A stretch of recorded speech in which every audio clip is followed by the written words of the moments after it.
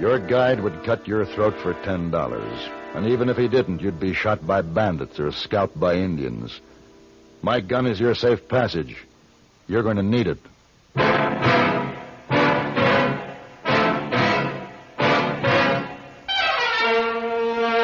Have Gun, Will Travel. Starring Mr. John Daner as Paladin.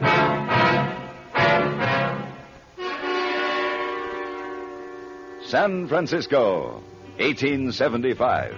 The Carlton Hotel, headquarters of the man called Paladin. You know, hey, boy, I'm bored this afternoon. Too much of the same thing. Oh, you saw Mr. Paladin. If only something different would happen. I say, Porter. Oh, something different, Mr. Paladin. Which is the way to Fleetown, Montana? Fleetown? Yes. Perhaps I might help. My name is Paladin. Oh, why, thank you, sir. I'm James Brunswick. Hey, boy, bring Mr. Brunswick some brandy. No, you're very kind, but I can't tarry. You see, my father, the 8th Earl of Aylesbury, invested money in this ranch in Montana, and now that my brother's dead, his share was left to me. And you're going there to take possession? Precisely, yes. My interest is half. The rest is owned by a fifth cousin, Miss Felicia Carson. That I must make arrangements to get there quickly. A lone woman attempting to run a large ranch. Well, you understand. Yes, of course. I imagine she'll be pleased to have a man's help. Oh, quite. Yes. Well, I'll hop a train, and I'll just pop in on her in a day or two. 3 weeks will be closer to the truth. Oh? The train will drop you about 200 miles from Fleetown. From there on, it's horseback over the mountains. Oh. Well, then in that case, I might do a bit of hunting. I shall hire a guide. And he'll cut your throat for your money. Good gracious. No, you couldn't do it alone. You get lost, shot by bandits, or scalped. Well, it's rather awkward. What's the solution? This. Have gun will travel. Oh, I say. I mean, the gun, is it necessary? Not always. Sometimes it's mighty useful.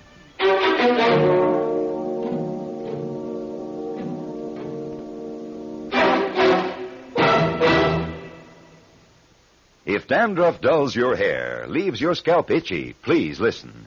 You can get rid of annoying dandruff so fast today, no one should suffer any longer.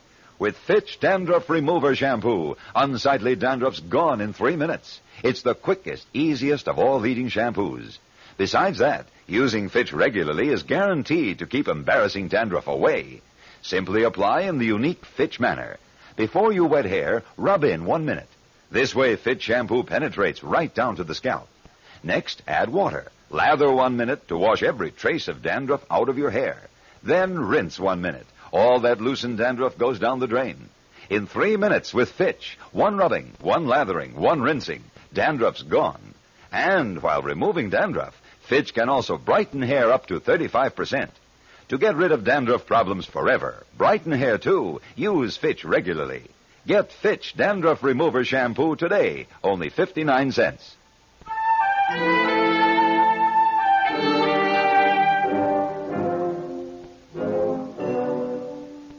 James Brunswick, 9th Earl of Aylesbury, endured the 3-week ride over the mountains with the help of an English saddle, a sun helmet, and 2 pack horses carrying his trunks and carpet bags. He marveled at the size, the coldness, the expanse, and the beauty of the land. There were some Indians lounging around the general store when we rode into Fleetown. They stared at him fascinated. He stared back, fascinated. We dismounted and walked up the steps. This is Fleetown, mister. You looking for someone special? Yes. Miss Felicia Carson. Perhaps you can direct us to the King's Arms Ranch, sir? I'll be danged. Miss Carson? What is it, Waddy? Ma'am, I think your cousin from England just got here. What?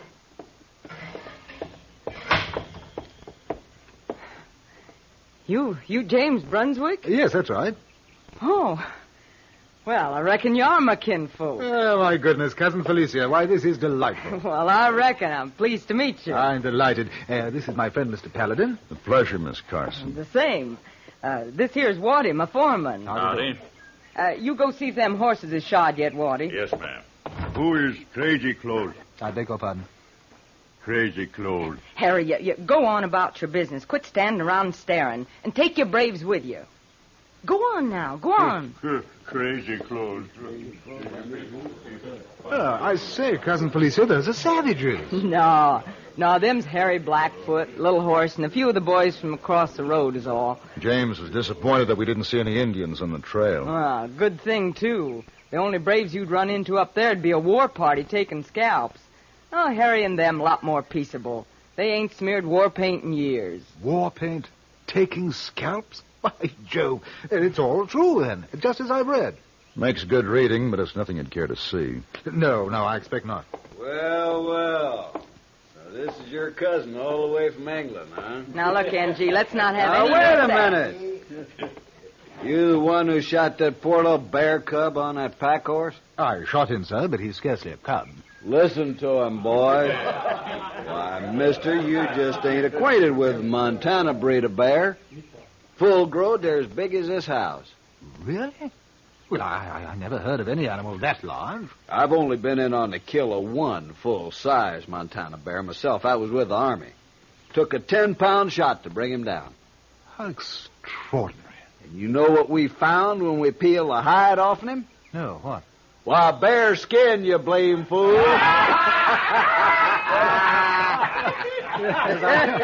Well, I must say the joke is on me, what? Yeah, it sure is. What a dude. Come on, let's get up. You tripped me. How's the water in the horse trough? I guess it'll a horse on you, Andy. You think that's funny, do you? You must admit a man swimming in a horse trough looks pretty foolish. Not as foolish as you will with your jaw busted. Seems like NG finally bit on one himself and he don't like the sour taste. You're kind of handy with your practical jokes, mister. Next time, it might be better to let a man become acquainted with the local customs before you try to make a fool of him.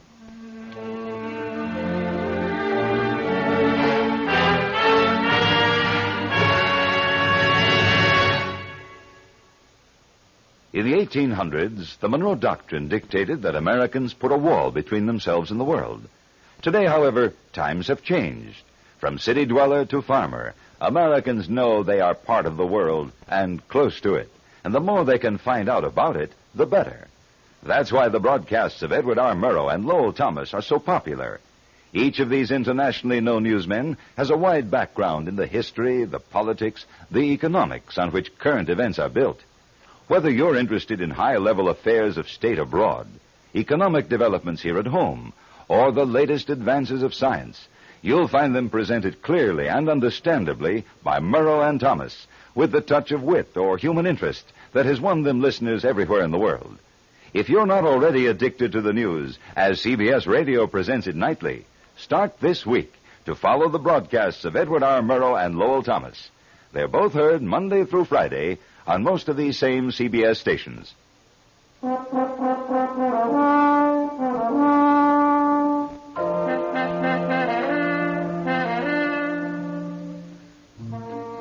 James Brunswick, 9th Earl of Aylesbury, changed to knickers once we got to the ranch.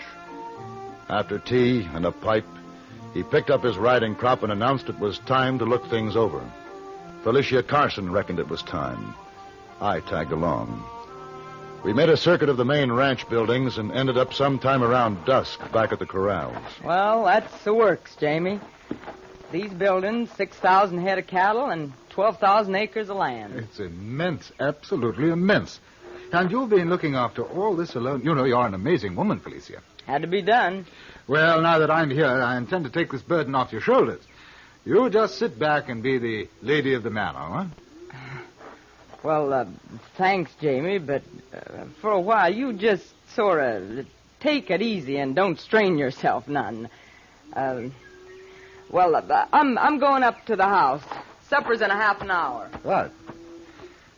Well, I'm afraid that she doesn't take me very seriously, Paladin. That'll change. Right now, you're sort of unusual to her. To everyone. You know, I've been thinking about N.G. and his little joke this morning. I was being tested, wasn't I? Yeah.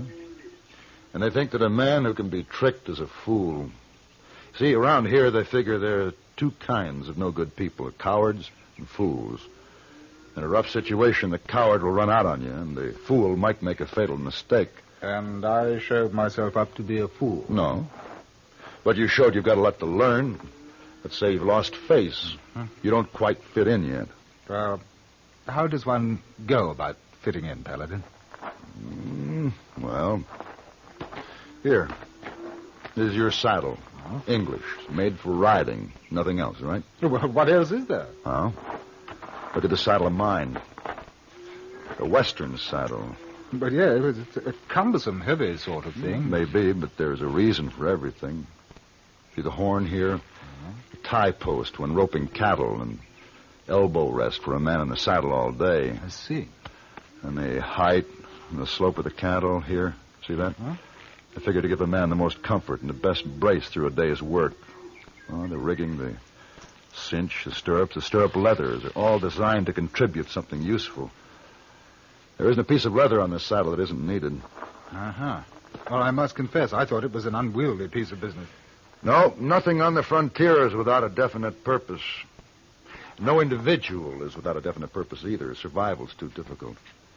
Everything and everyone must contribute something, and you'll just have to find the thing that you have to contribute. I say, Paladin, look. Yeah, but they're attacking us. They shouldn't be hostile here. They're showing themselves too openly. Oh, no. You see, they're firing in the air. Hey, you put down that rifle. Well, why did you knock the rifle? Shut up, you hit him. Come on. Huh? Well, it looks like... Well, that's the one, Harry Blackfoot. All right, now, hold still, Harry. Let me see. Why, crazy Now, you just take it easy now. Of all the fool tricks, screaming like a bunch of medicine show squaws. It serves you right, Harry. Hey, can I help? And G say it was a joke. Everybody have fun. And G say... High in the chest. It's a bad one. You do this, Englishman? I'm sorry. I didn't know it was a joke. Take him to the house. No, we take care of our chief. Well, I can't tell you how sorry I am. Why couldn't you wait and find out what it was about before you... Oh, never mind. We'll go into town in the morning. Maybe they'll listen to reason. We ain't had no Indian trouble here in years until you come along, you dang fool. She put that kind of strong. What was that you said about a fool? A fool that makes fatal mistakes?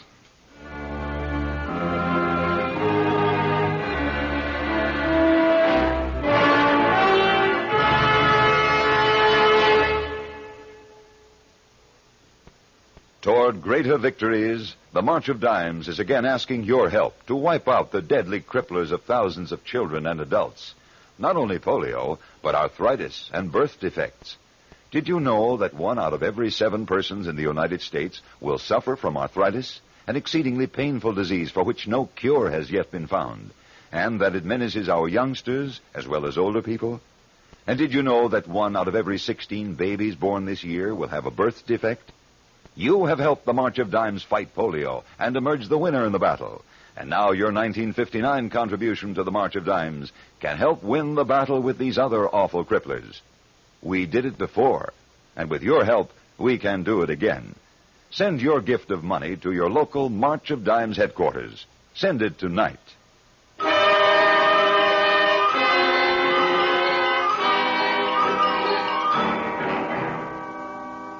There was tension in Fleetown after Harry Blackfoot was shot. No one knew what the Indians might do about it. They had him holed up in an old barn, feeding him whiskey and working on his wounds. At least that was the news we got. When are you figuring to leave, Paladin? Tomorrow. Take him back with you for his own good. How long do you think he'd last out here before somebody blows his head off? You could learn if you'd help him. I'm running a ranch, not a school. Oh, it isn't as if I don't like Jamie. Well, then don't send him away. This ranch would give him a purpose in life. You need him. To shoot Indians? Would it be better if he had run away and hid? Well, he should have used his head before he used that rifle. He reacted the way any man would. He was attacked, picked up the rifle, and defended himself. Good morning. I'm sorry to have kept you waiting. Morning. Now, when we get to town, Jamie, you let me do the talking. The Indians are probably cooled down by now. If Harry Blackfoot is all right. NG started this, and it's up to him to stop it. Now, James, I just want you to show up and stand there like you got nothing to be ashamed of. Yes, of course. Oh, I'm sorry. Paladin, I'd appreciate it if you would stay here until we clear up this matter, and then I'd like to return to San Francisco with you. That's what you want. Well, I believe it would be best for everyone.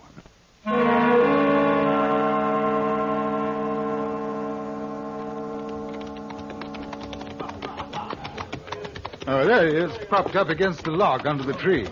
Harry Blackfoot seems to be recovering very well. He's drunk. They're all drunk. Look at that barrel of whiskey. Bet they got it from NG. You better get NG before we try talking to Harry.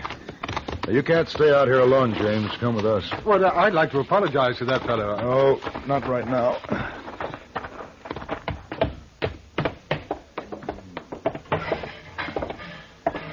Oh, there you are, you blasted troublemaker. You got the engines all stewed up, the blame fool way Don't you try to squirm out of this, putting all the blame on Jamie. Well, I didn't have anything. NG, you're going out with us now and tell Harry Blackfoot exactly why all this is your fault. My fault. I don't have to explain that to you, NG. Them engines is in no mood to listen to reason now. They'd kill me. If you don't go out there, I'll kill you. Send out Crazy Clothes. Where's my rifle? You kill any one of them and word will spread to every Indian in the section. And every one of them will be wearing paint in 24 hours. You get out there and tell them to stop it. I can't stop them. They want the Englishman. He's right. Where do you think you're going? Out there, there's little choice, is there? You can't go out there, Jamie. Well, I can't endanger your life or be the cause of an uprising. Stop him. If he can get across the street, maybe he can get to Harry. Paladin, why didn't you stop him? Sometimes a man has things to prove to himself. It's a rundown. They're going to swipe him down and trample him. Oh, no. He's getting up. Here comes another one. No man can take that kind of punishment. Oh, no. He's getting up again. He's trying to get to Harry Blackfoot. I'm going out there. Wait here. They'll kill you too, Paladin, if you interfere.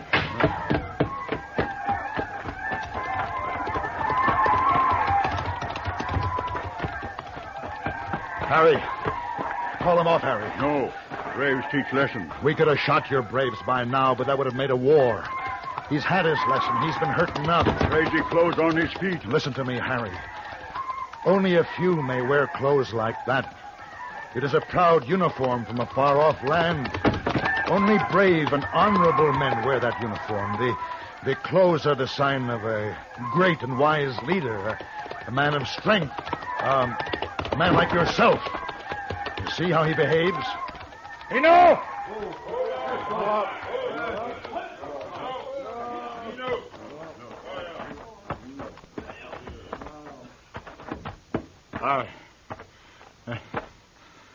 I feel I owe you an apology, old man. I'm really dreadfully sorry, you know. Inexcusable.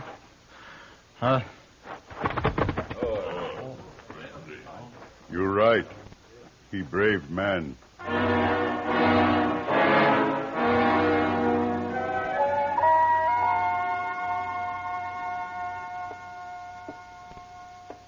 Feeling better, Jamie? Oh, much, thank you, yes.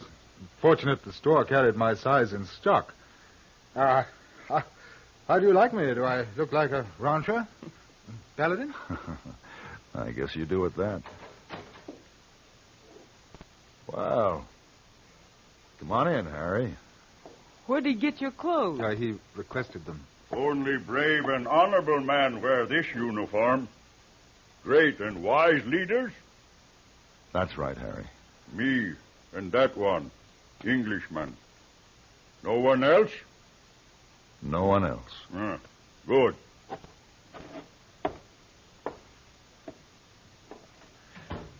Well, he seems quite happy. Now, Paladin, shall we return to the ranch and pack? Oh, you're not going to run out and leave me now, Jamie. You can't do that to me. I'm just a mere little old woman. That ranch needs a man. Oh, thank you for the offer, Felicia, but really, I'm afraid there's so little that I have to contribute out here. Except courage. Oh, come now, Paladin. I mean, one doesn't talk about that sort of thing. Mr. Paladin, you're traveling back to San Francisco alone. Well, if you insist, I stay. One favor before I leave, James. Oh, yes, of course. I'd like the address of your tailor in London. If I send him my measurements, perhaps he could make me a brave and honorable chief.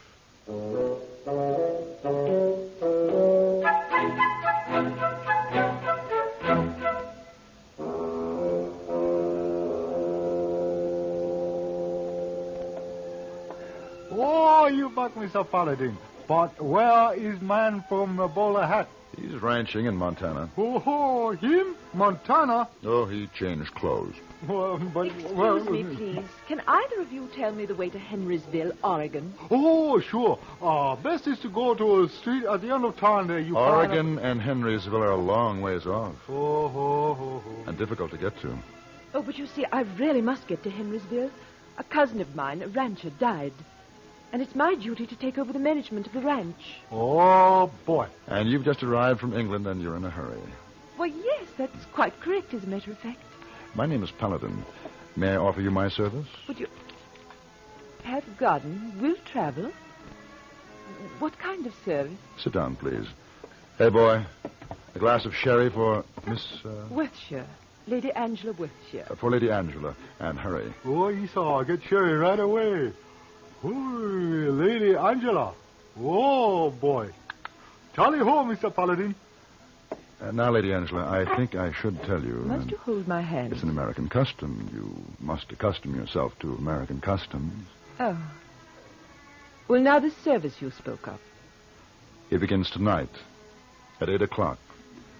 A dinner at Fabre's, then a glass of sparkling wine at the Porter, and then a tour of San Francisco. You must see the points of interest before you leave. I feel I'm already indulging myself in something interesting. Lady Angela, I know I can assist you. You know something, Mr. Paladin? I'm quite certain you can.